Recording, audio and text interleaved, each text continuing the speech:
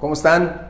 Un gusto saludarles una vez más desde nuestro salón de clase, es decir, el lugar donde nos reunimos con el propósito de escudriñar, profundizar más acerca de cuanto amamos y nos deleita, que es caminar en el Señor.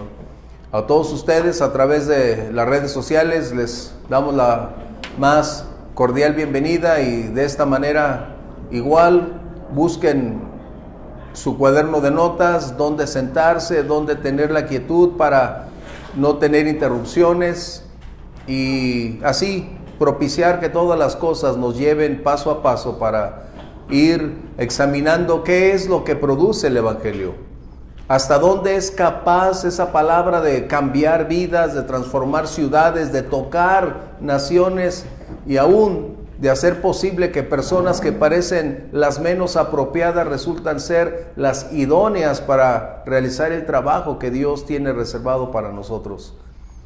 Esa es la meta del Evangelio, donde todos nosotros podremos formar parte de ese ejército para seguir comunicando las buenas nuevas que han transformado nuestra vida. Bien, ese libro de los Hechos, capítulo 8, versos 14 al 25, nos narra la historia de lo que estaba aconteciendo en Samaria.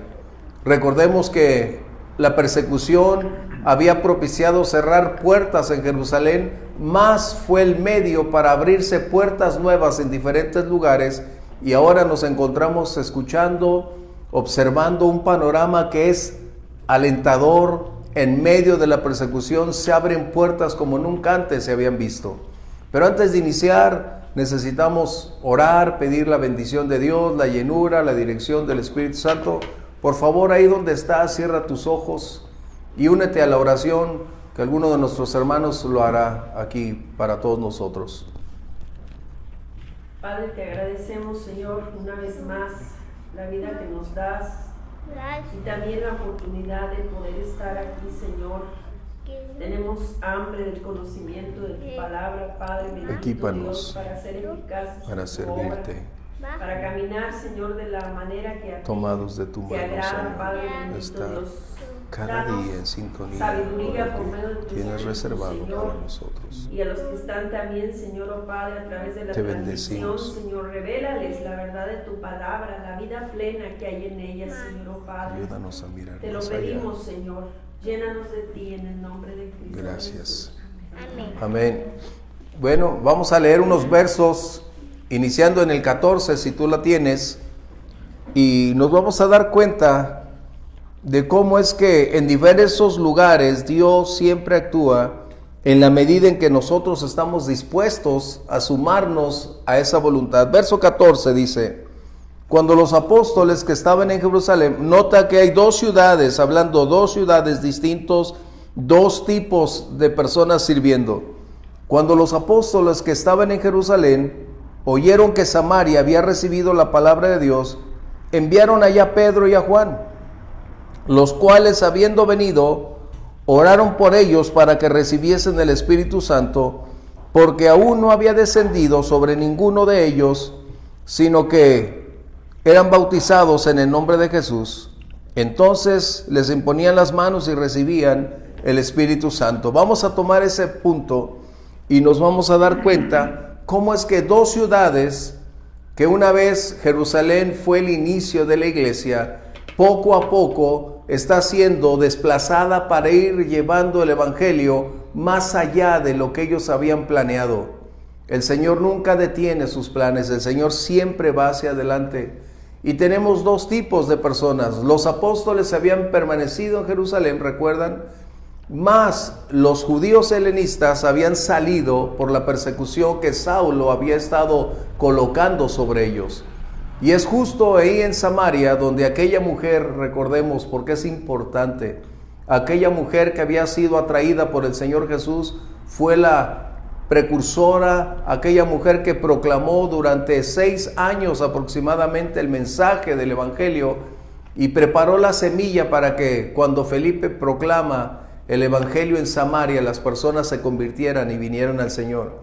Y esto precisamente habla del poder del Evangelio, la expansión que puede ejercer cuando estamos comprometidos con el Señor, caminando bajo esos principios y manteniendo nuestro primer amor con el Señor.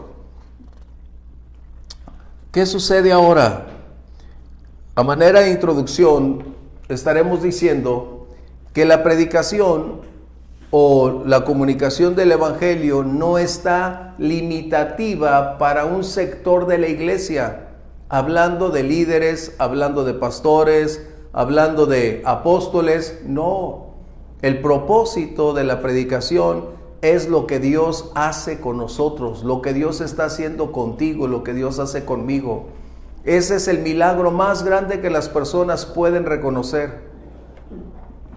Consideraron nuestra vida anterior, consideran nuestro presente y dicen, ¿quién cambió tu vida? ¿Qué propició un cambio tan radical en tu manera de vivir, de ser, de hablar, vestir? Todo cambia. Nuestras inclinaciones, deseos fueron ahora cambiados por otros nuevos que están en armonía con la voluntad de Dios. Y esa es la razón de la predicación. Recordemos que cuando Jesús encuentra a aquel hombre en los sepulcros y lo hace libre, el que algunos llamamos Gadareno, él quería estar con Jesús. Y el Señor le dijo, mira, hoy ya estás transformado, cambiado, vestido, peinado, todo.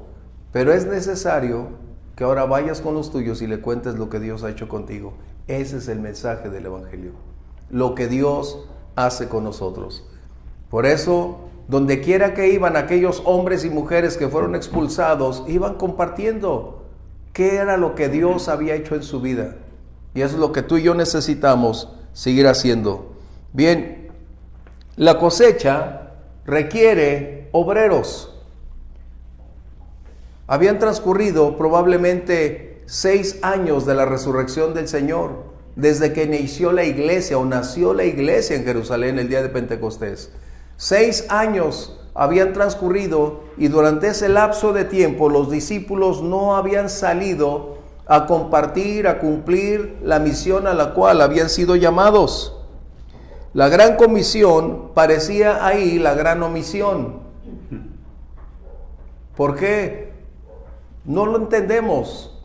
No entendemos ni podemos culpar ni señalar, puesto que no tenemos los elementos para decir cuál era la razón de no salir. Aunque conocemos parte de esta dinámica que ellos manejaban, puesto que creían Pedro y los 11 que era una palabra exclusiva para el pueblo judío. Y era necesario que Dios cambiara su forma de pensar, cambiara su perspectiva. Así que ellos habían estado absortos en Jerusalén, pretendiendo tener el cuidado de las ovejas, y ahora que escuchaban que una ciudad de la cual ellos también tenían un rechazo, una costumbre racial, recordemos, ya habíamos hablado al respecto, donde no había una relación, se veían como adversarios por los trasfondos de ambos grupos, samaritanos y judíos. Y encontramos que ahora las buenas noticias llegan a Jerusalén. ¿Cuáles eran esas noticias? En que aquel hombre que habían elegido, al igual que los otros 6, aunque ya Esteban había sido apedreado, uno de los 7 diáconos, como decimos, recuerden, la palabra diácono significa servicio, entrega, dar. Y ellos fueron elegidos para servir las mesas. La gran mayoría solo pudo darse cuenta que tenían que ser llenos del Espíritu Santo, tenían que tener buen testimonio. ¿Para qué? Para servir las mesas. Eso es lo que nosotros vemos, pero no es lo que Dios hace a través de aquellos que están rendidos a Él. Así que pasa la persecución y encontramos ahora a Felipe en una ciudad de la cual se creía no sería viable por la enemistad racial existente. Pero cuando viene el Espíritu Santo a una vida y la transforma y nacemos de nuevo, no hay pensamientos de esa misma naturaleza, no hay divisiones, no existen parámetros para poder limitar el mensaje del Evangelio. Así que Samaria estaba viviendo un despertar espiritual a su máxima potencia. Tan es así que las fuerzas ocultas estaban supeditadas ahora a la proclamación del Evangelio. La multitud estaba caminando con el Señor, bautizándose. En otras palabras, el bautizo es la obediencia o la revelación interna de una obediencia que es caminar con el Señor. Recordemos que el bautismo en agua no salva, no cambia ni altera, es simplemente el paso de obediencia para manifestar que caminamos con el Señor. Pero aquí encontramos otro punto muy importante. Los discípulos, al sustraerse de cumplir la gran comisión, ¿recuerdan cuál era? Ir y predicar el Evangelio a toda criatura. Y me serán testigos en Jerusalén, en Judea, Samaria y hasta lo último de la tierra. Ellos estaban tan ocupados en su pequeño mundo que habían olvidado que había un mundo más grande por alcanzar. Y es donde nosotros tenemos que darnos cuenta de lo siguiente. Aun cuando Dios nos ha encomendado una misión específica y tenemos la capacidad para determinar si asistimos o declinamos, aun cuando nosotros no aceptemos el llamado, Dios no está restringido por nuestra voluntad. Él tiene una enorme cantidad de recursos a su disposición para cumplir su propósito. Vamos a leer el libro de Esther, capítulo 4:14, por favor. Esther, capítulo 4:14. Sí lo trae su Biblia. Así me hago yo. ¿Dónde está? No lo encuentro. Pero sí lo trae. Y eso nos dice también que hay libros con el nombre de mujer, porque para Dios no hay diferencia, no hay división. Somos uno en el Señor. Qué excelente, ¿verdad? Esther 4:14, por favor. Porque si callas absolutamente en este tiempo, respiro y liberación vendrá de alguna otra parte para los judíos, mas tú y la casa de tu padre pereceréis. Y quién sabe si para esta hora has llegado al reino. Wow. Mardoqueo está dando una declaración explícita a Esther, diciéndole: ¿piensas tú que por estar dentro del contexto del castillo estás exenta de vivir estas circunstancias? Tú eres el medio que Dios colocó para traer libertad a su pueblo. Pero si tú te rehusas, Dios tiene miles de maneras para hacer traer la libertad. Qué impactante. En otras palabras, nadie somos indispensables. Nadie somos indispensables en la obra del Señor. Eso es muy importante y algo que tenemos que subrayar por el tema que vamos a tocar de la simonía. Es muy importante subrayar que no somos indispensables. Somos privilegiados de ser parte o formar parte del ejército de Dios, pero no somos ni indispensables, ni tampoco somos aquellos que pueden decir: sin mí no la van a hacer. ¿Sí? Comentarios.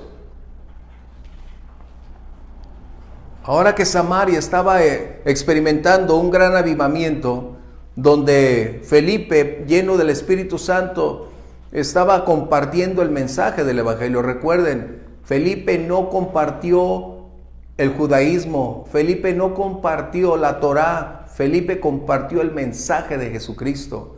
Y esa es la razón por la cual se estaban convirtiendo. Cuando esto sucede y los discípulos se percatan que fuera de Jerusalén el Señor sigue moviéndose, que fuera de Jerusalén Dios sigue alcanzando las almas, que no era el templo, que no era el lugar. ¿Recuerdan las tres cosas que Israel tenía? El templo, ¿qué más? La tierra y la ley.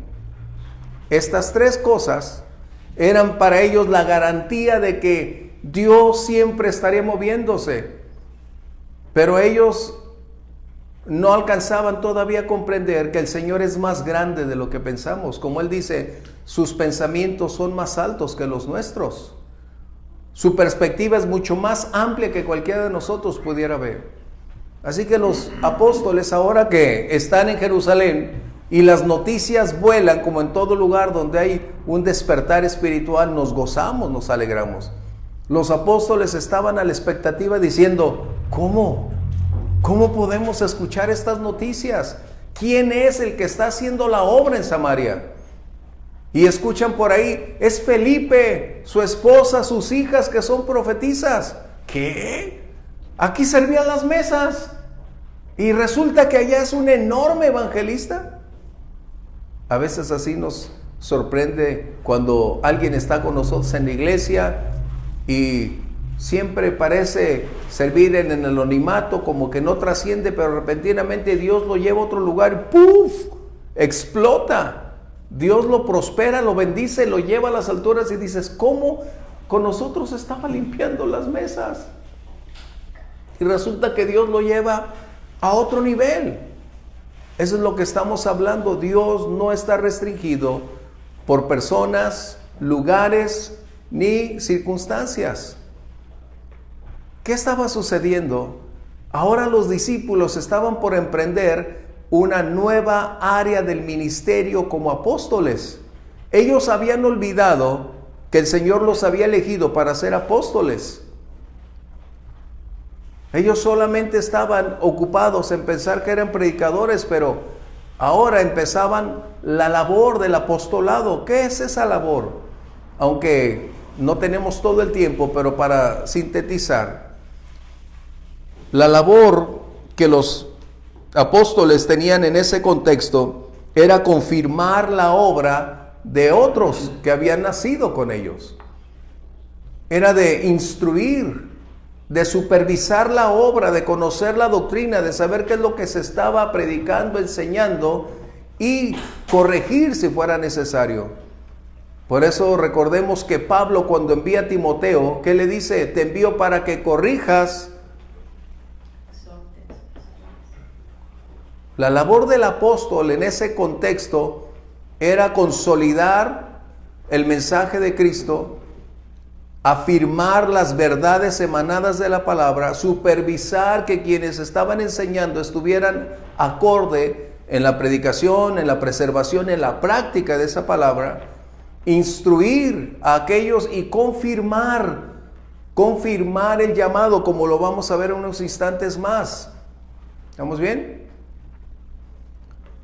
Ahora, hay una pregunta. ¿Hay apóstoles como en el pasado?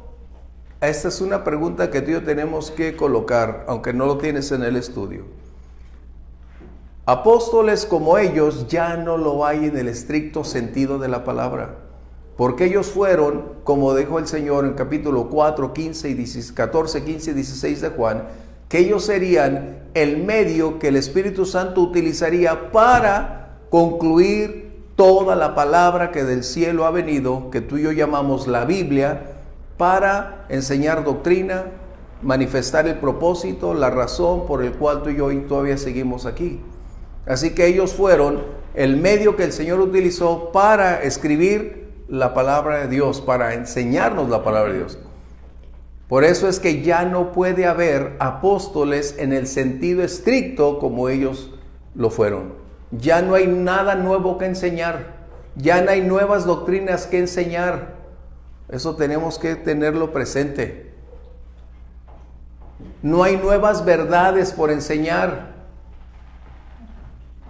Por eso cuando escuchas, Dios me reveló, a ver, ¿qué te reveló? La palabra está ahí. Y eso es algo que tenemos que entender. Por eso hay una enorme cantidad de conflictos dentro de la iglesia, porque aparecen nuevos profetas, aparece que el apóstol, aparecen una gran cantidad de personas trayendo dizque una nueva revelación, y es simplemente atraer a quienes no tienen una estabilidad espiritual. Puede haber apóstoles en el contexto de quienes tienen un llamado que Dios les dio, una congregación, y de ahí salieron muchas congregaciones. Ahí puede haber una labor apostólica de ir a supervisar, afirmar, respaldar, instruir, corregir, disciplinar. Eso es correcto, pero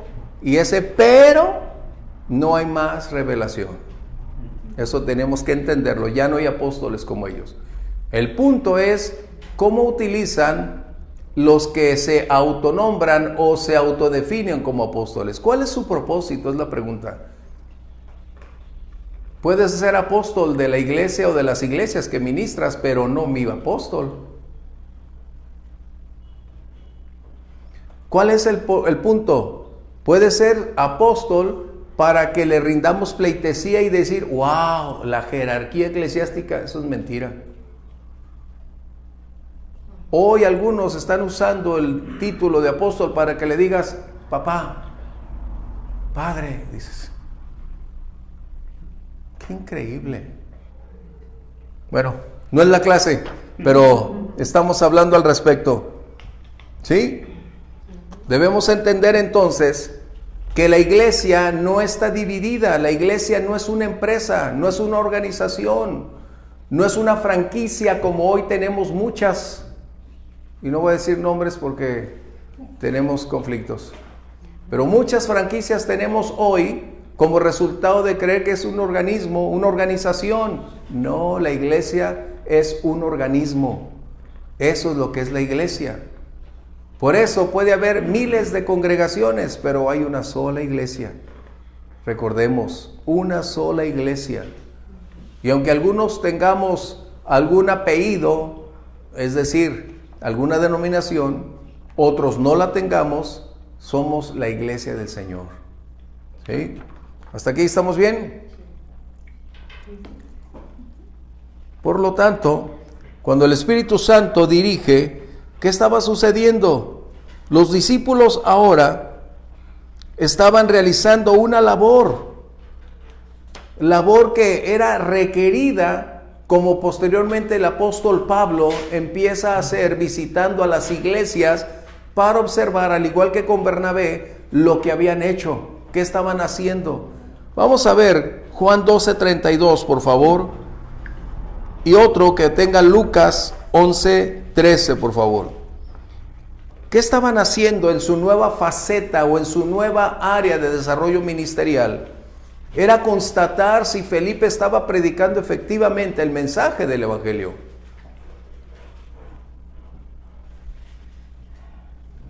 Y Jesús hizo una declaración en el Evangelio de Juan 12:32 acerca de qué serían los resultados si aprendiéramos nosotros el principio de levantar a Jesucristo. ¿Qué dice Juan 12:32, por favor?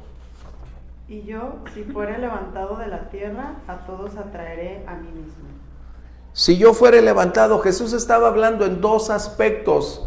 Uno literal, ¿cuál? El ser llevado en la cruz del Calvario. Y el otro aspecto tendría que ver directamente que si Él recibía el honor, la gloria, es decir, que Él fuera la prioridad, el centro de la iglesia. Como toda iglesia debe ser cristocéntrica. Eso es lo que debe ser cada congregación, cristocéntrica. Jesús estaba diciendo que si la iglesia aprende a colocar a Jesucristo como el centro y razón de su esencia, de su naturaleza, adoración, servicio, entonces Él a todos sería como un imán espiritual. A todos aquellos como tú y yo somos atraídos a Él. Eso es lo que estaba diciendo Jesús. ¿Sí? ¿Comentarios? ¿Qué estaban confirmando entonces los apóstoles? ¿Qué estaban haciendo? Que verdaderamente Felipe había transmitido eficaz, clara y contundentemente por la llenura del Espíritu Santo el poderoso mensaje del Evangelio. Es decir, la transmisión del mensaje de Jesucristo. Eso es lo que estaba aconteciendo. ¿Comentarios hasta aquí? ¿Comentarios? Nos damos cuenta entonces que cuando Jesús declaró que si era levantado, habría un resultado, habría condiciones que pudieran ser evaluadas. ¿Cuál? que las personas vinieran y caminaran con él. Esa era la labor de los apóstoles, que posteriormente esta fue la primera acción que se convertiría en ya el desarrollo del ministerio apostólico. Recuerden, hasta ese momento solo habían estado en el contexto de ser los preservadores, los predicadores, pero no habían realizado la labor apostólica. Ahora estaban aprendiendo qué y cómo hacer bajo la dirección del Espíritu Santo y en relación con la misión que el Señor les había conferido, la labor apostólica. ¿Sí? ¿Comentarios? Dice aquí, entonces, acudamos una vez más. Verso 15 de este capítulo 8. Recuerden que ellos ya se habían bautizado en agua. Dice, habiendo venido, oraron por ellos, ¿para qué? Para que recibiesen el Espíritu Santo, y Lucas lo coloca, porque aún no había descendido sobre ninguno de ellos, sino que solamente habían sido bautizados en el nombre de Jesús, esto es decir, en agua. No tenemos las respuestas a las interrogantes que surgen, el por qué Felipe, siendo lleno del Espíritu Santo, no propició la predicación de la tercera persona de la deidad, no compartiría acerca de su esencia, su poder transformador o el poder para cambiar las vidas. No tenemos la información, sería especular. Pero Felipe parece, al estar lleno del Espíritu Santo, compartir lo que en ese momento era vital, era necesario, pero omite, desconocemos la razón, reitero, solo sería tener posturas dogmáticas en relación a una decisión que solo el Señor pudo colocar. Por eso menciono, no tenemos las respuestas a las interrogantes que surgen. Pero se bautizaron y no habían recibido el Espíritu Santo. Recordemos, vamos al capítulo 2, verso 38 de este Hechos, porque es muy importante este tema. Es muy importante porque ahora Pentecostés había definido una condición espiritual impactante, y Pedro en sus primeros mensajes comparte esta palabra. Hechos 2:38, por favor. Pedro les dijo, arrepiéntanse y bautícese cada uno de ustedes en el nombre de Jesucristo para perdón de los pecados y recibiréis el don del Espíritu Santo. Aquí está un punto. Pedro está colocando una aparente fórmula, no un principio. Porque si lo tomamos estos textos como algo dogmático, ¿cómo explicar que Samaria entonces no vivió similar experiencia? Pentecostés fue tan distinto a Samaria. El viento recio, ¿se acuerdan? Las lenguas de fuego apareciendo, hablando en otros idiomas, hablando en lenguas, glorificando a Dios. Y parece que ahora, cuando llega los discípulos, es decir, los apóstoles a Samaria, no existen evidencias de que hubiese tan solo una manifestación, que es implícito, las hubo, pero no las menciona Lucas. El propósito de Lucas no es hablar acerca de las manifestaciones. El propósito de Lucas es dejar en claro que no podemos colocar una norma dogmática acerca de solo tener una fórmula. Como dice ahí, dice, arrepiéntanse, vamos a tenerlo primero. Los pasos que dice, es como decir, los 5 pasos para ser exitosos, ¿no? A ver, Hechos 2:38. Dice, arrepiéntanse. 1, arrepiéntense. Bautícese. 2, en el nombre de Jesucristo para perdón de los pecados y recibirán el don del Espíritu. Él está dando 3 pasos para ser llenos del Espíritu Santo. No. El Espíritu Santo no recibe órdenes de nadie. Él es soberano y Él define y determina cómo y qué se debe hacer. Pedro estaba señalando lo que había acontecido, no como una imposición dogmática para que todas las generaciones lo recibieran, lo practicaran y de esta manera aconteciera. Samaria es el vivo ejemplo de que los apóstoles tuvieron que orar para que el Espíritu Santo viniera. Vamos al libro de Lucas, capítulo 11, verso 13, por favor. Pues si ustedes siendo malos saben dar buenas cosas a vuestros hijos, ¿cuánto más vuestro Padre Celestial dará el Espíritu Santo a los que se lo piden? ¿Qué estaba diciendo el Señor? Que esta revelación, este descenso del Espíritu Santo puede ser como consecuencia de orar para que Él venga a la vida de cualquier otra persona. Es decir, tú puedes orar y pedir que el Señor te llene, te bautice con el Espíritu Santo. Es algo que a mí me sucedió y a algunos igual. No tuvimos que llegar al ejemplo que Pedro está mencionando, porque eso sería, si realmente fuera la imposición bíblica, entonces estamos del otro lado. Pedro no está colocando la fórmula, él establece los hechos de que para poder ser lleno del Espíritu Santo, es verdad, necesitas aceptar a Jesucristo, pero eso no implica que el bautismo en agua automáticamente te confiere la llenura o el bautismo del Espíritu Santo, no. Algunos fuimos bendecidos con el bautismo del Espíritu Santo mucho antes de llegar al agua. Por eso es que necesitamos que ustedes y yo coloquemos claramente que esta posición doctrinal no es precisa. No es porque Pedro se equivocó, es porque nosotros le otorgamos una posición a esa postura que no es la correcta.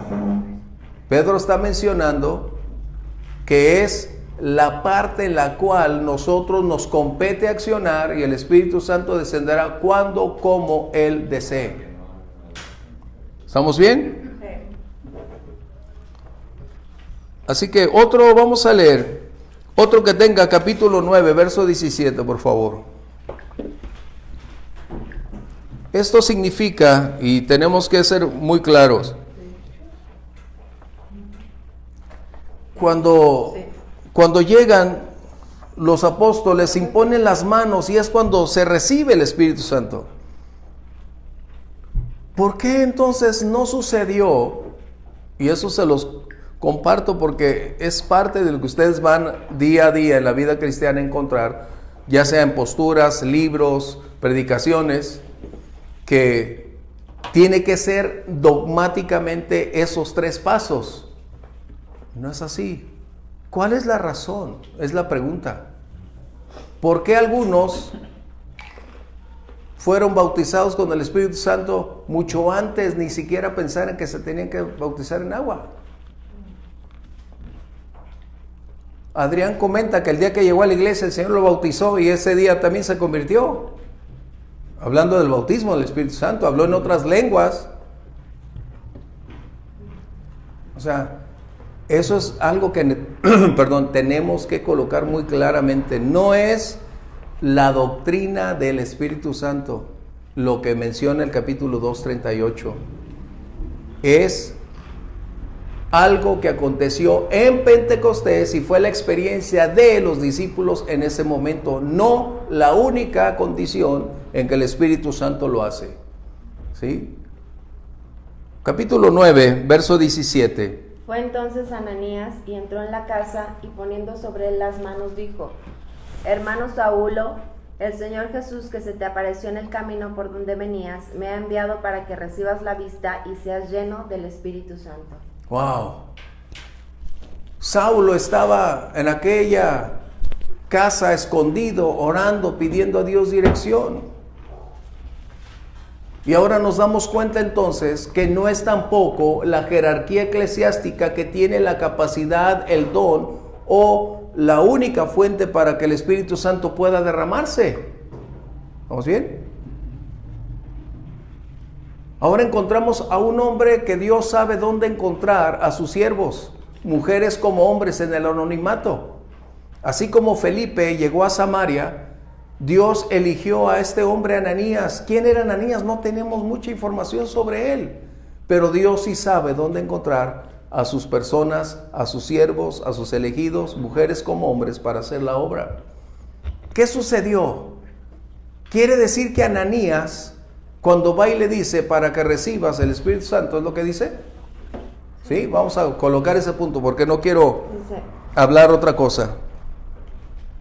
Que se te apareció en el camino por donde venías, me ha enviado para que recibas la vista y seas lleno del Espíritu Santo. Wow. Quiere decir entonces que Ananías vivía, se movía en la esfera del Espíritu Santo, en la esfera de lo espiritual. De otra manera no tendría la capacidad para ir e impartir por imposición de manos. ¿Vamos bien? Porque a veces, solo los que están en las alturas. No es cierto. Dios no tiene privilegiados. El Espíritu Santo es, como leímos que Jesús declaró, es para todo aquel que lo pida. ¿Sí? Esto entonces nos dice que pueden transcurrir días como en Samaria, que se bautizaron en agua, y pueden transcurrir días y no recibir el bautismo del Espíritu Santo, si es que fuera el caso como estaban opinando los de Pentecostés. Recordemos, cuando Pedro hace esa declaración en el capítulo 2, él apenas está iniciando la aventura de la vida cristiana ya como liderazgo. Tú y yo ya tenemos una historia de 2000 años que está sustentada a través de todo lo escrito, pero en ellos se estaba escribiendo. ¿Vamos bien? Por eso es que tenemos que darnos cuenta que el Espíritu Santo es soberano y puede venir, descender, habitar, siempre y cuando nosotros lo invitemos, lo deseemos, orando. Jesús dijo que si oramos, el Padre lo dará. A veces nosotros nos limitamos por no pedirlo. ¿Ok? ¿Comentarios? Ay, el tiempo se nos va y quiero terminar esta que es muy importante, esta clase. Bueno, todas son importantes, pero hay un tema que sigue hablando de la simonía, que es muy, muy importante ese tema. Comentarios entonces con el Espíritu Santo. Él no está supeditado a una fórmula. Él no depende de lo que nosotros podamos pensar o determinar, es decir, de crear un sistema de creencias que no es lo que Él ha revelado ni ha decidido hacer. Es como si yo dijera el día de hoy, miren, si quieren recibir el Espíritu Santo necesitan aceptar a Jesucristo, pasar tiempo orando y va a venir sobre ustedes el bautismo y después van y se bautizan en agua. No, o sea, somos tan distintos. Pero una cosa es verdad para todos. Cuando le buscamos, el Señor dijo que se dejará encontrar. ¿Sí? ¿Comentarios aquí? ¿Vamos bien?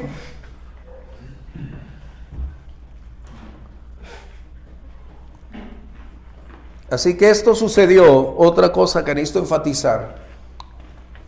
Los discípulos impusieron las manos. En Pentecostés no existía esa posibilidad. En Pentecostés el Espíritu Santo dice, hubo un estruendo, un fuerte viento, fue lleno el lugar donde estaban y después todos ellos fueron llenos y empezaron a hablar en otras lenguas. Ahí no existió un medio humano visible, tangible. Ay, gracias, pero ¿dónde lo dejo? Es el problema. En la silla, perdón, me voy a cruzar. Perdone. No es cierto. No existía en Pentecostés un medio humano a través del cual el Espíritu Santo pudiera fluir.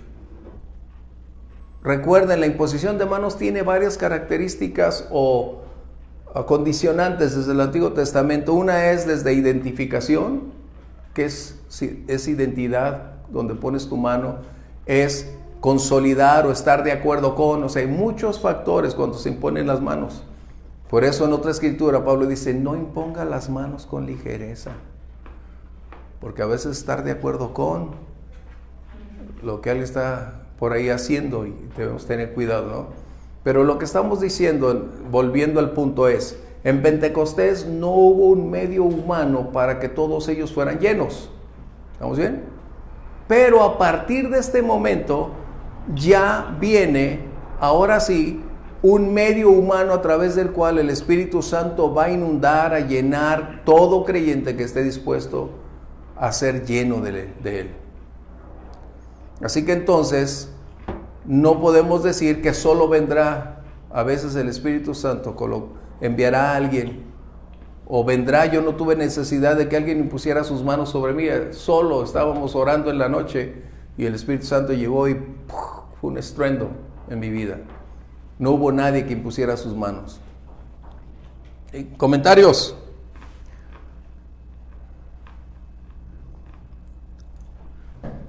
¿Todo bien?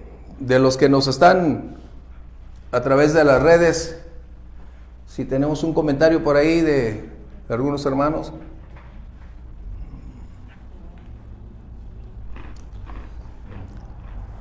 El siguiente tema que necesitamos tocar es el versos 18 al 24.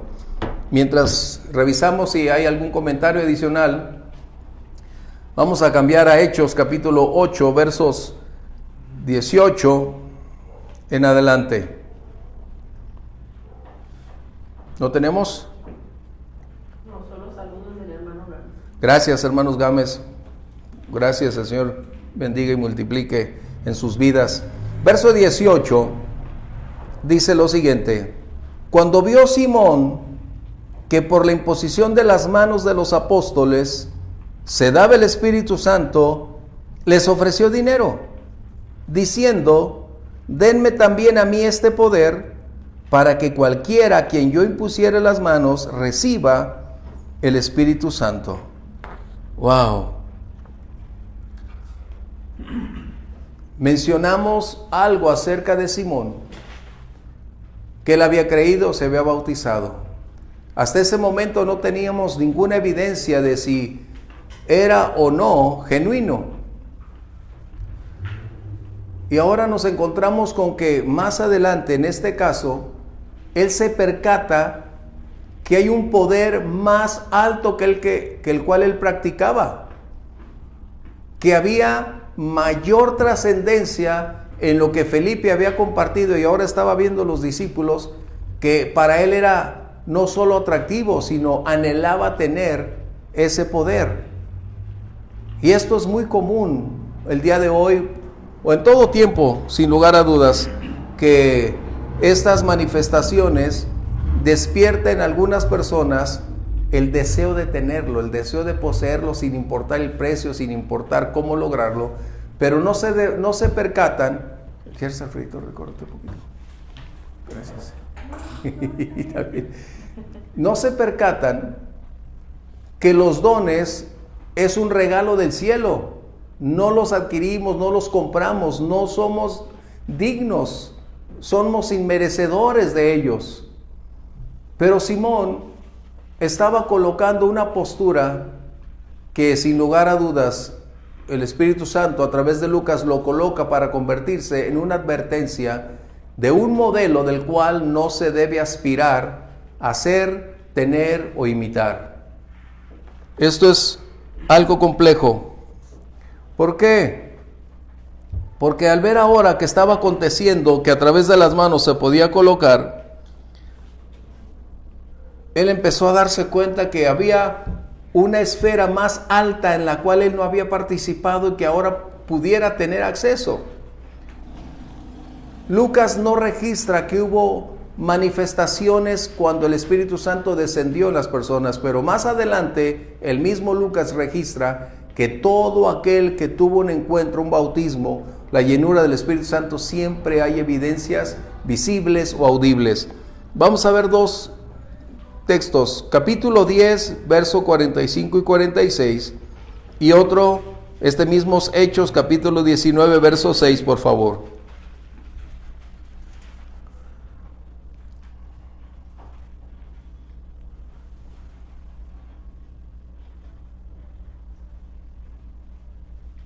Y los fieles de la circuncisión que habían venido con Pedro se quedaron atónitos de que también sobre los gentiles se derramaba el don del Espíritu Santo. ¿Sí, 45, 46. Porque los oían que hablaban en lenguas. Me dejaste a la mitad. Pues dije, ¿qué? Pues si había manifestaciones y no escuché ninguna. ¿Les oían qué? Que hablaban en lenguas y que magnificaban a Dios. Eso es algo similar a lo que pasó en Pentecostés. Exaltaban la grandeza, la gloria, la majestad de nuestro Dios y estaban hablando en otras lenguas. ¿Sí?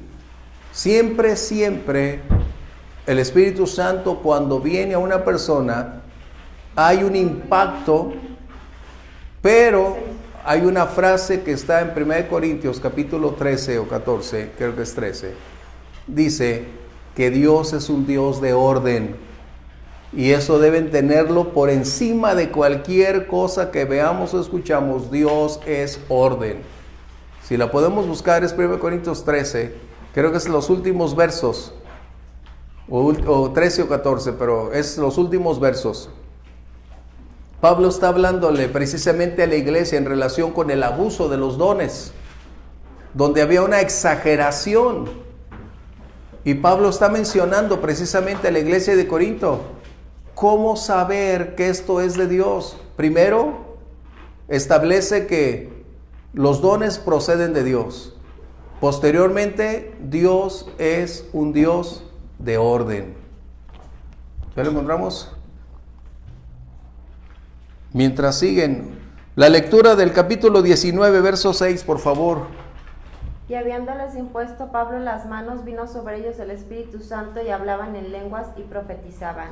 Wow, aquí el Espíritu Santo está llevando a esos creyentes a otro nivel. No solo empezaron a hablar lenguas, sino ahora los dones empezaron a fluir. El don de profecía estaba ya ejerciéndose en aquellos que estaban siendo llenos. Esto quiere decir que solo el Espíritu Santo, cuando habita y reina en un creyente, es cuando viene la genuina profecía. ¿Comentarios? ¿Estamos bien? ¿Qué ya lo encontraron? No. Es 1 Corintios 14, 40, dice, pero hágase todo decentemente y con orden. Exactamente. 14:40. Parece como estación de radio, ¿eh?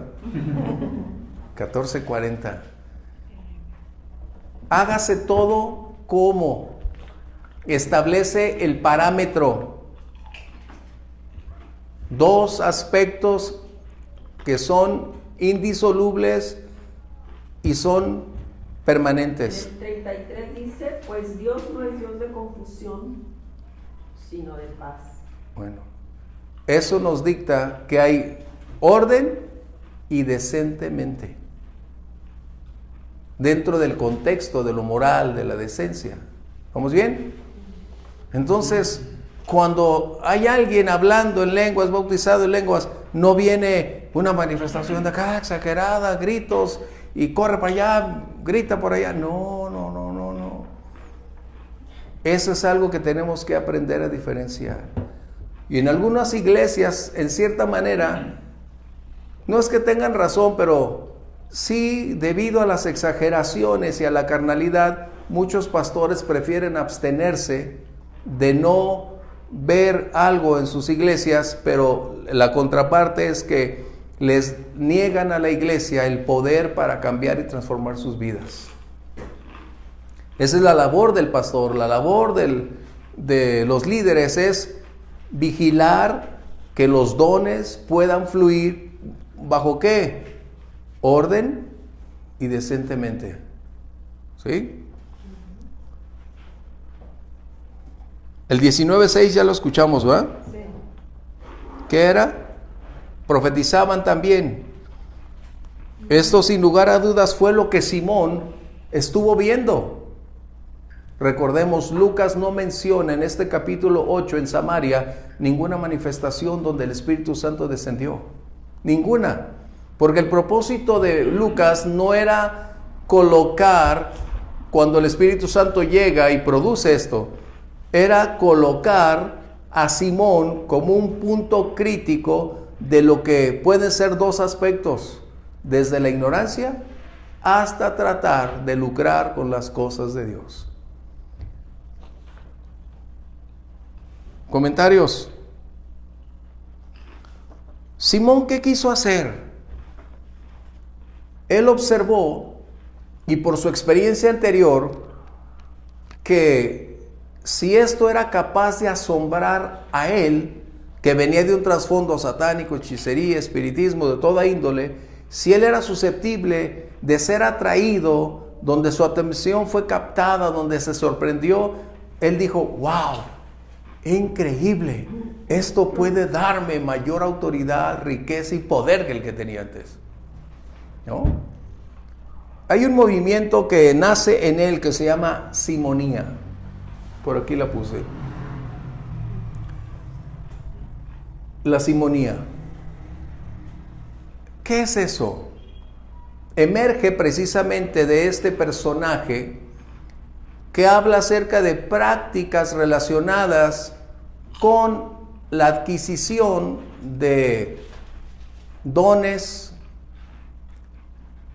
y la venta o el lucro de lo que se tiene para generar sus propias ganancias, sus intereses, posiciones o ser llevado a otros lugares como resultado de vender y tener, o más bien de tener y vender lo que se ha recibido. Esa simonía no fue privitativa de esos tiempos. A lo largo de todos los siglos hemos encontrado que personajes se han valido de su conocimiento, de la posición, para manipular y despojar a las personas con supuestos actos para darles a ellos lo que necesitaban escuchar, lo que requerían para seguir teniendo una vida, entre comillas, santa, agradable. En el año de 1504 apareció un fraile, no puedo decir dominicano, dominico, que él fue el primero en inventar el Telcel. Aquí está, Johann Tetzel. Yo siempre me acuerdo de él, nomás que a veces no latino, Telcel, no era Tetzel, porque lo relaciono con eso, ¿no? Que también andan por ahí los de Telcel igualitos, lucrando con todo lo demás, ¿no? Él, al igual que el Papa León X y otros tantos que estaban en crisis financiera, tuvieron la gran idea de cómo obtener recursos para realizar sus grandes catedrales, sus grandes imperios, sus grandes empresas, y entendieron que había aquellas famosas indulgencias. De ahí ellos dijeron, bueno, como Johann Tetzel era un erudito y tenía una enorme capacidad de comunicación, su práctica fue ir a todos los lugares, y una de sus frases más importantes fuera, hablando de chelines o hablando de centavos, él decía, en cuanto caiga una moneda a la cajuela, el alma del difunto vuela al cielo. Esa era su frase. ¿Por qué? Porque habían considerado que ellos tenían la capacidad para negociar con las cosas espirituales, puesto que las personas no tenían ni la más mínima idea acerca de lo que se estaba haciendo. No solamente lucraban con el dolor, es decir, sacamos a la persona del purgatorio donde esté y la llevamos al cielo si tú das dinero. Compraban posiciones. Y en el tiempo de los Borgia fue donde más intensamente esta doctrina se colocó, y tú lo puedes ver en la historia. No estamos hablando de una posición cristiana, estás hablando lo que la historia revela. Y en la familia de los Borgia, ahí donde puedes ver a tal grado de que se compraban posiciones de arzobispos, de cardenales, porque era la manera de hacerlo. Así que cuando hablamos de la simonía, es la práctica de adquirir bienes favores y lucrar con lo que las personas aman, adoran u honran. ¡Qué tremendo! Sí. Pero ese ya es el momento más álgido, pastor, ¿eh? Ajá. O sea, porque siempre ha existido, o sea, desde el 800, cuando empiezan a ver que el Imperio Otomano empieza a tomar todos los lugares, se empieza a hablar de llevarse las cosas del Medio Oriente de Jerusalén a vendérselas al Vaticano. Sí. Entonces, aquí están los clavos de Cristo y los compraban, y aquí está la corona de espinas. Exacto. ¿Verdad? Y eso fue del 800, pero como vieron que era negocio, entonces empezaron a inventar caminos. Entonces ahí está el camino de Santiago. Entonces la gente ya no le vendían cosas, ya no empezaban a reunir a que la gente fuera. Las catedrales empiezan en el año 1100 más o menos, ¿sí? Ya a hacer estructuras grandes, porque del 0 al 1000 estaban esperando el milenio. Entonces, como decían, en el año 1000 se va a acabar el mundo, no se hicieron estructuras grandes. Entonces, cuando vieron que ya, aparte de que eran los viajes, dijeron, entonces ahora vamos por las cosas del Medio Oriente. Entonces se van a llamar las cruzadas. Sí. ¿Sí? Entonces, en las cruzadas se supone que ahí tenían el cáliz de Cristo y no sé, y un montón de cosas, ¿no? Sí. Y que iban a tomar. Cuando ya no les ajustó tampoco, entonces vamos a traernos a los muertos. Entonces ahí tenemos la túnica de Turín, el sepulcro. Aquí está el muerto de no sé, del santo de no sé qué, sí. Y aquí me encontré el brazo de San no sé qué. Entonces vamos a inventar santos, ¿sí? Para crearles sus templos y para que la gente vaya, porque ya no les ajustaba el negocio. Posteriormente, como querían hacer más catedrales todavía, ¿sí? Es cuando los Medici van a tener 3 papas y de ahí se van a juntar los Borgia. Sí. Sí, los Borgia son de España, son del Camino de Santiago, y León X es un Medici, es hijo del Medici I, ¿sí? Entonces, pues ahí ya se empiezan a vender, porque estamos hablando del feudalismo. O sea, estaba el señor feudal, pero para controlar a la gente sacábamos el cáliz, sí, y poníamos el dinero. Entonces ahí ya fue el momento más álgido, por lo cual ya Lutero dice, no, esto ya es el llegó al clímax de esto. Pero, o sea, esas negociaciones, y los miedos, ¿no? El purgatorio es el miedo, la castidad del sacerdote, sí, que empezó de los 1000 años en adelante. La Suma Teológica, ahí se le inventó la Asunción de la Virgen de Guadalupe, de la María. Virgen, de ahí también se inventó. Entonces de ahí ya se inventaban varias cosas para poder tener la superstición y el miedo y el engaño para poder dar dinero. El control enorme. Y ahí el momento álgido es el 1500, por eso se va a armar la sí. reforma. Porque es algo que no podemos negar, pero la pregunta es, ¿lo que hemos escuchado concluyó? No.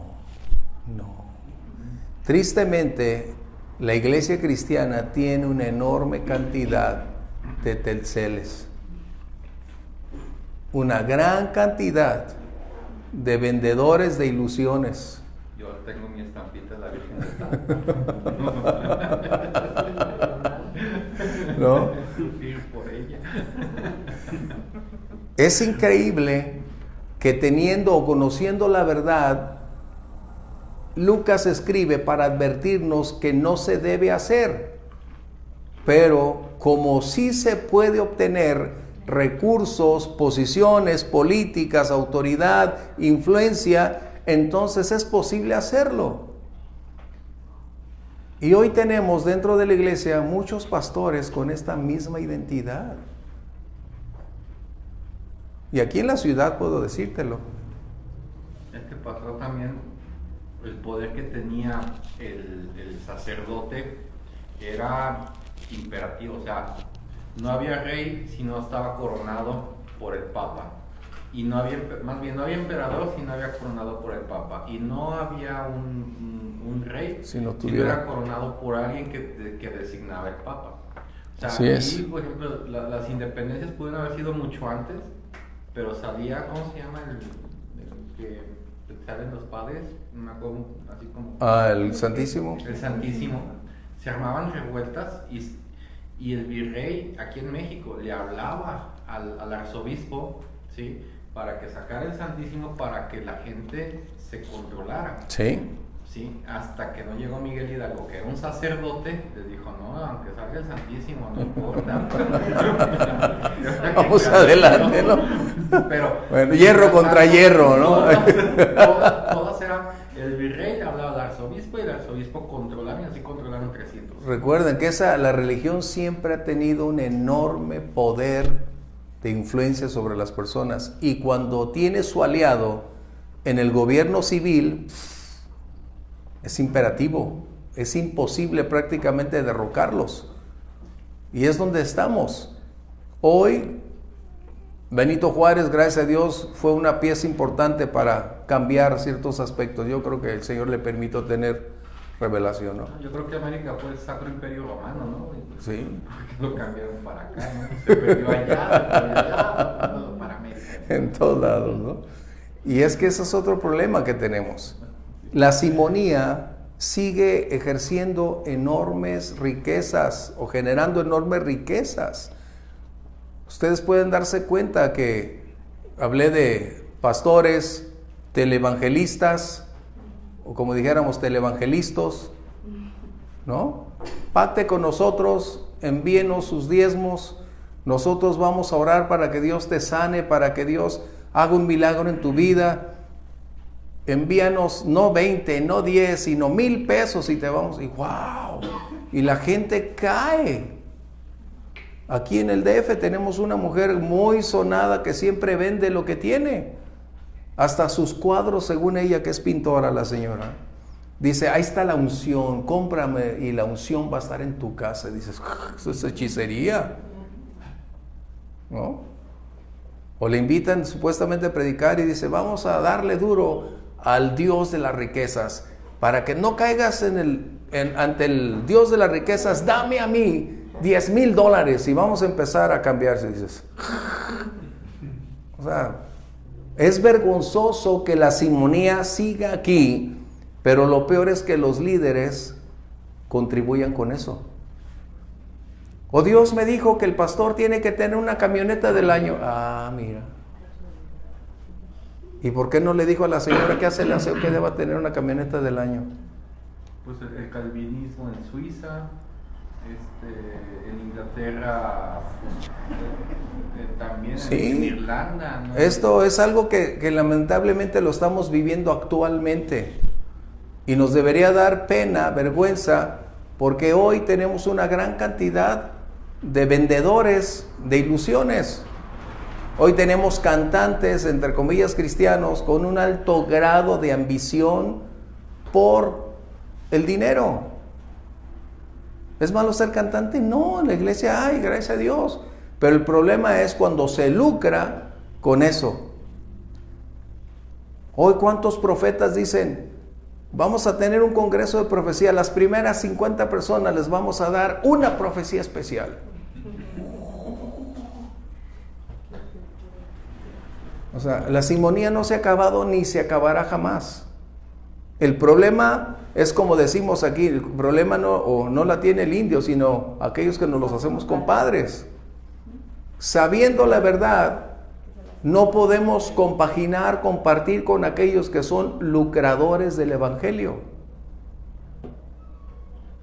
La Biblia dice que el que sirve en el altar debe comer del altar, eso es algo normal, pero no lucrar con las cosas de Dios. Es como aquel predicador estadounidense que dijo, estoy aquí en esta torre, me voy a morir de hambre hasta que ustedes no den para que el Señor me dé para un avión. Y le dieron para el avión, déjame decirte.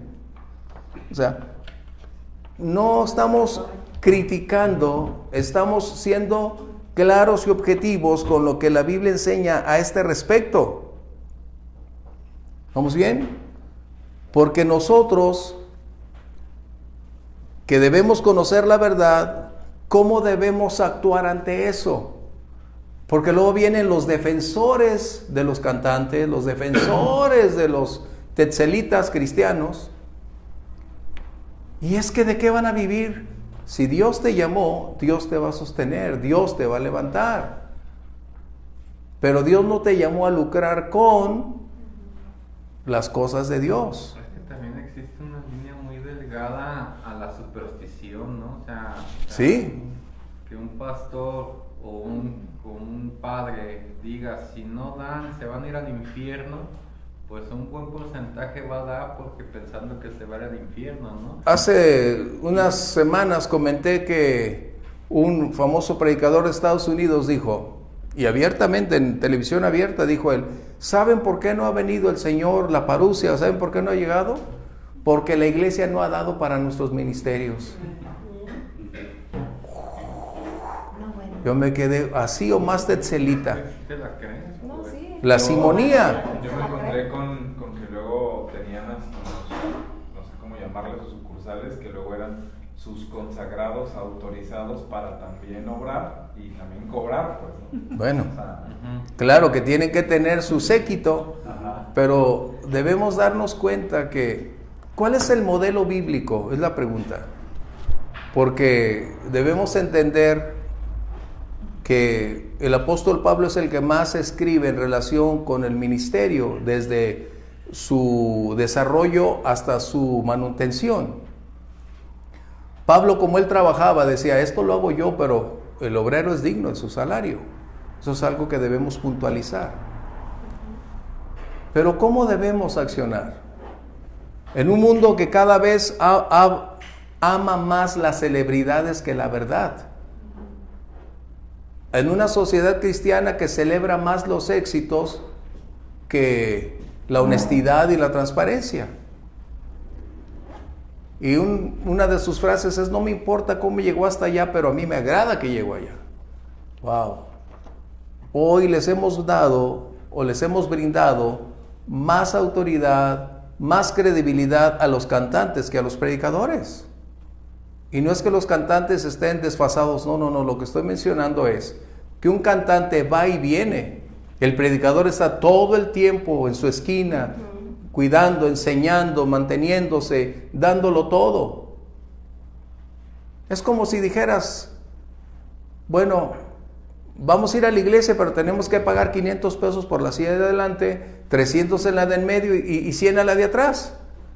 Y dices, ¿cómo va a cobrar el pastor? ¿Y cómo cobran los que cantan? O sea, tenemos que entender que nosotros hemos caído en la misma simonía porque son los modelos del mundo. ¿Cómo puedo pretender ir a un concierto a que me ministres cuando te estoy pagando porque me ames? Qué increíble, ¿no? O sea, no puedo entenderlo. Mateo, capítulo 10, verso 8, este es un parámetro donde nosotros nos podemos colocar. El tiempo nos gana, pero ¿y qué con los que venden viajes? Con los que se van al crucero. ¿Qué con eso?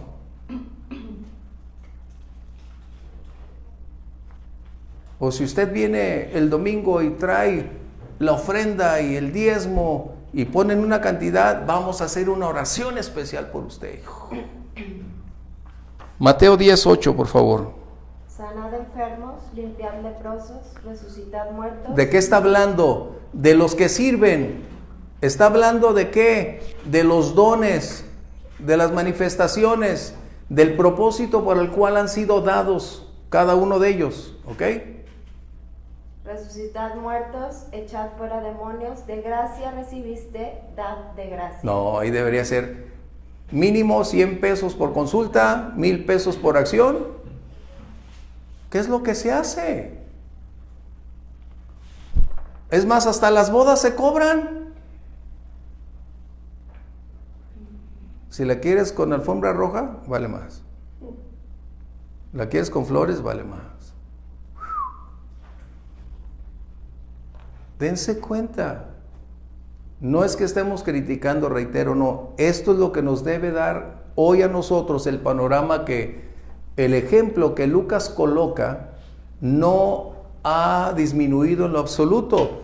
hoy se ha manifestado, así como la maldad se ha depurado en una gran cantidad de aspectos, con un alto alcance, con un disfraz de espiritualidad, pero que en realidad su propósito es tu dinero. Los artistas cristianos son iguales que los del mundo, quieren tu dinero, pero no te quieren cerca a ti. Una foto y están, hágase para allá, ¿no? Porque no es su vida.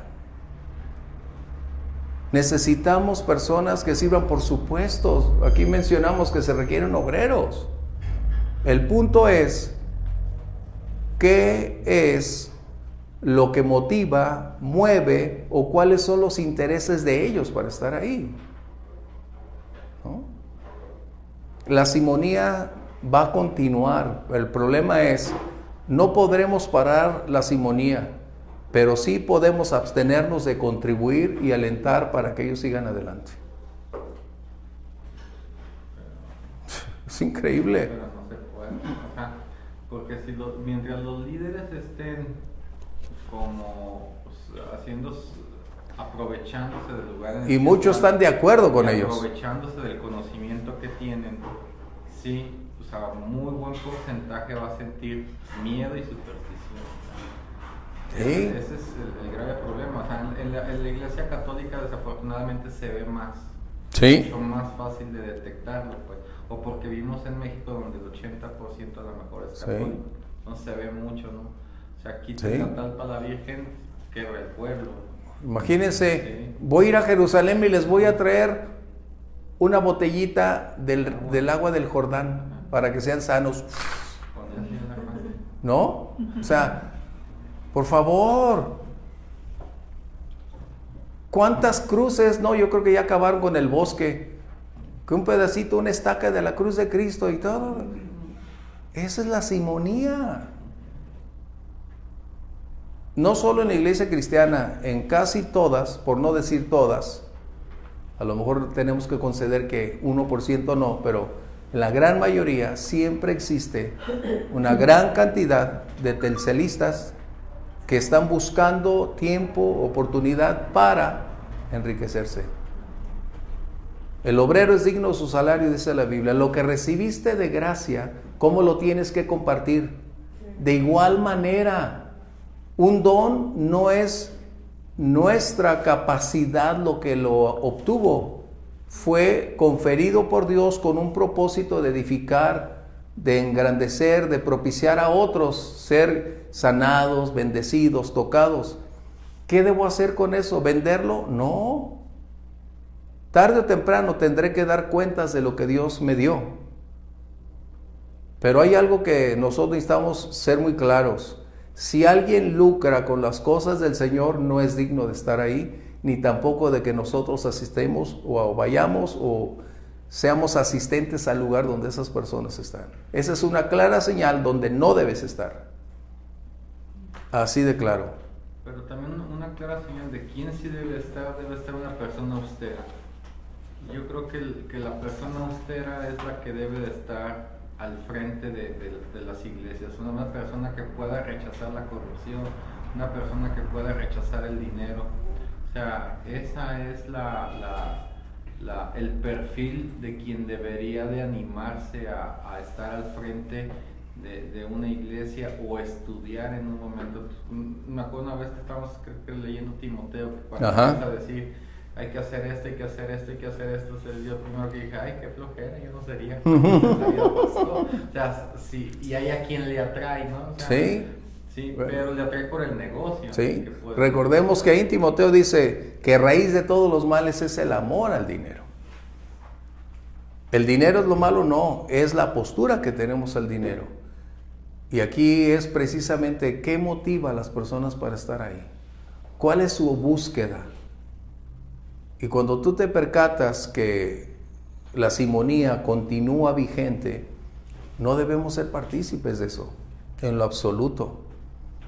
Un cantante, voy a concluir con eso, un cantante español hace unos pocos años aquí en la ciudad, me reservo el nombre porque algunos se van a molestar, pero estábamos Marcos Vidal. Estábamos por ver una reunión general, ¿no?, de pastores, y invitaron muchos. Iba a ser en una de las iglesias grandes de aquí de un amigo mío, y estábamos platicando sentados. Y dice, bueno, aquí que sea el evento, aquí tenemos todo. Y los organizadores se había declarado, no se va a cobrar un solo centavo para entrar. Nada absolutamente se va a cobrar por este evento. Pero resulta que después habla este español y dice, oigan, estoy acabando de sacar mi nuevo disco, quiero estar ahí. Pero los organizadores empezaron a cambiar y dijeron, pues tenemos que cambiar de escenario porque aquí no nos van a prestar si cobramos. No, por supuesto que no. Nosotros creemos lo que dice la Biblia, lo que de gracia recibiste, de gracia compártelo. Pero uno de ellos dijo, bueno, pues a lo mejor conseguimos el estadio de la UDG, al de allá de Avenida Revolución. Y lo consiguieron. La persona que iba a venir a predicar, un excelente predicador, muy, muy buen predicador. Pero ya que se sumó este hombre, empezaron a cobrar la entrada. Y dices, bueno, pues ¿de qué se trata? ¿Para qué cobrar? Con la venta de sus discos tiene para vivir. ¿Te das cuenta? O sea, es como si sales del evento y te dicen, compra los CDs, pues qué bueno, lo puedes comprar, pero que me cobres para que tú cantes y me ministres, yo no podría aceptar eso. Es como si dijera, va a predicar el pastor de la iglesia de la esquina, va a cobrar 1,000 pesos la entrada. ¿Cómo? ¿Verdad que no? Bueno, ¿qué diferencia entonces tienen los cantantes de los predicadores? Que hoy le dan más credibilidad y más proyección a los cantantes. Es que es la hija de... Y es que se convirtió porque su mamá era ella. Y cada cosa que dicen fuera de lugar. A una de esas lo invitaron a un instituto bíblico en Monterrey, a una graduación. Y se esperaba que él compartiera algo, este hijo de una cantante. Y él dijo, pues ¿qué les digo si ya todos se saben? Ya se sabe en la Biblia. Dices, no puedo creer. Pero sí cobró por ir. Entonces, ¿qué tenemos que hacer? El Señor nos dé sabiduría, revelación para no caer en la simonía de todos los que hoy en la iglesia abundan, pero con ganas abundan. Y tenemos que cuidarlo. ¿Por qué? Porque la sana doctrina no incentiva la venta, el negocio, el lucro de las cosas espirituales. Lo que se recibe gratuito es lo que se da gratuitamente. Y es donde Dios hará lo que Él dijo. Donde el dedo de Dios señala, la mano de Dios provee. Y eso es importante. Por eso los televangelistas que mándenos su dinero, si no nos van a cerrar el programa. Bueno, ¿dependes del Señor o dependes de nosotros? No guardé, pero hay una serie, de hecho es una película de un predicador de los 70s, 80s que empezó de niño a ser el niño predicador. De niño era el niño predicador. Toda la gente famosa, sí, Dios lo llamó, Dios nos habla a través de él. Y tú puedes saber la historia, no recuerdo ahorita el nombre. Pero él es, y lo voy a mencionar, él es muy, muy claro. Él dijo que sus papás lo forzaban a hacerlo. Y él tenía todo, el lenguaje, las palabras, todo. Pero cuando llega a los 30, más o menos, él decide cambiar y decir, voy a hacer un programa para decirle a toda la iglesia cristiana lo incrédulos que son, o sea, más bien lo crédulos que son. Yo sé cuándo decir algo y la gente va a llorar, yo sé cuándo voy a decir algo y la gente va a dar. Y él hace a todo su equipo de colaboradores grabando con sus cámaras, y él en sus juntas les dice, mira, cuando yo diga, ahora, y te pones listo porque ahí es donde vas a ver que la gente va. Y él lo hace para mostrar que la gran mayoría de cristianos ni la más mínima idea tiene de lo que le enseña la Biblia. Y eso salió en la televisión. ¿Por qué? Porque él estaba diciendo, no es posible que la gente no pueda tener conocimiento de la palabra de Dios y abstenerse de estas prácticas. Otro dijo, mira, voy a decir esto en un programa de televisión, aquí nos va a llegar la lana. Fíjate lo que él está diciendo. Dios me dijo que ahí arriba de la cocina, en la caja de las galletas, tienes $10. Envíame esos $10 porque Dios dice y te va a dar más. ¿Cuánta gente en ese no guarda dinero en las cajas? Y él decía, mira, de ahí con que 20 nos envíe, tú lo vas a ver. Porque él no estaba hablando de profecía, él estaba hablando de cómo conocía la naturaleza humana. No quiero hablar mucho para irnos. Sí, ya también. Yo estuve a punto de no hacerme cristiano. O sea, yo tenía unas oficinas y ahí había cristianos de Kiko. Ajá. Entonces había cristianos y una vez vino un predicador, ¿sí? Entonces las oficinas lo dejamos ahí, que unas oficinas muy grandes en Jardines del Bosque. Entonces le adaptamos un cuarto porque iba a estar predicando unos días. No me la prestas de jueves a lunes, el lunes se va. Va, que agarre ese lugar, ¿no? Entonces, pues a mí se me hacía normal y platicaba con él y yo no era cristiano. Yo no creía en nada. Con eso te lo digo todo. Entonces, y me convencen de ir a la iglesia, ¿sí? Yo fui a ver a ese predicador, ¿verdad? Porque era mi amigo del jueves. Ajá. Pues el sábado se había transformado.